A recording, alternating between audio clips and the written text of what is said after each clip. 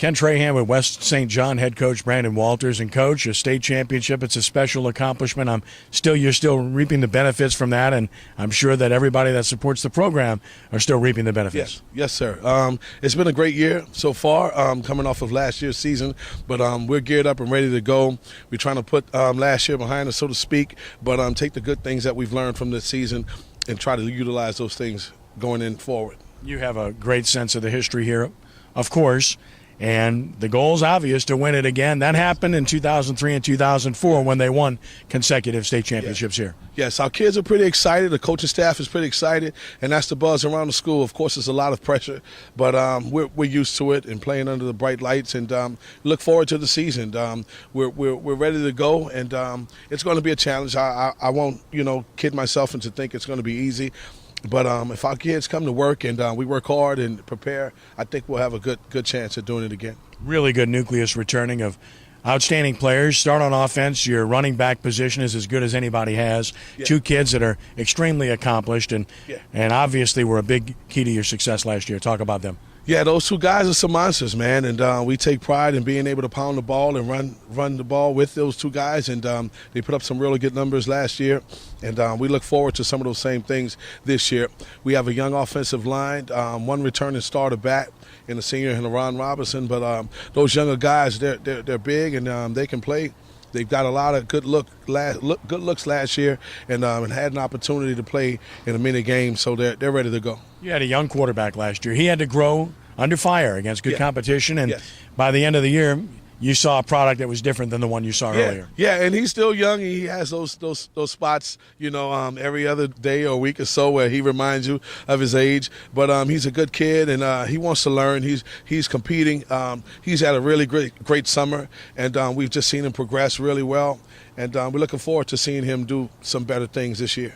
Your defense experienced as well, and one of the keys is you don't have to play as many kids both ways as you have in the past, and that's important on this level or any level for that matter. Yeah, and when you can spell guys and you have some depth in certain position, it helps, the whole overall scheme of things. It takes a lot of pressure off of certain kids, and they feel that they don't have to do it all, and we just try to get as many kids as we can to help contribute into that week's success. When you look at competition, talk a little bit about your schedule. Of course, you don't duck anybody in pre-district, and you start off with a bang. You got a huge rivalry game with St. James, and of course you got South Plaquemine in there as well. You got White Castle. Talk about your pre-district schedule. Yeah, it's pretty tough as usual. We kick it off with St. James at the Railroad Classic, and that's one of the biggest high school games in the state of Louisiana. And it's always a great show, a great event between two good schools and two good programs. We look forward to it.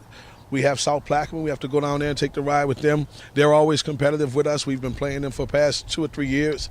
We have Bonneville. We've go back a couple of years with them as well.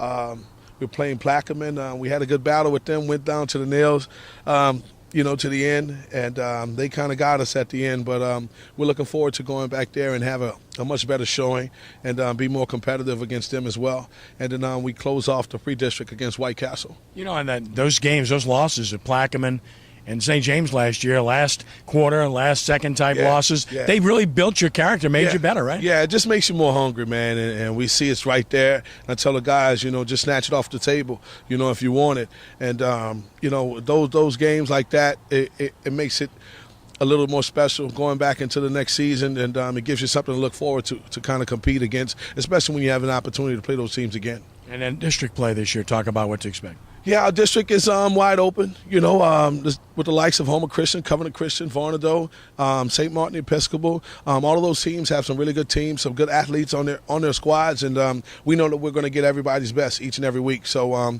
we're ready to go, and we look forward to a real competitive season. And everybody gets along. It's private schools, and yet there's no issues at all. No, not at all, not at all. There's some real good coaches there. They're all pretty opening with us coming into the district last year for the first time, and it's been pretty good relationship with myself and the rest of the coaches within the district. Last but not least, what would it mean to repeat? Of course, Kentwood will be back with a good team. North Louisiana will have good teams again. Yes.